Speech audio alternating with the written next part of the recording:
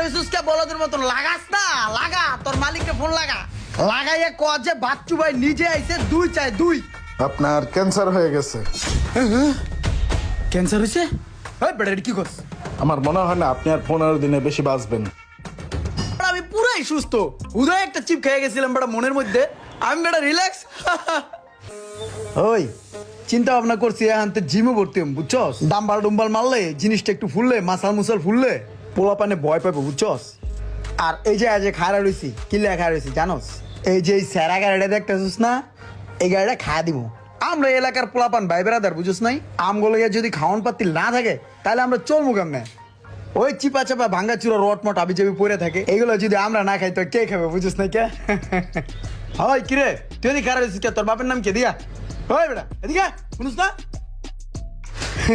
ওই যে দেখছিস পোলাপান ভয় পেয়ে গেছে গা ওই না যদি জিম করি না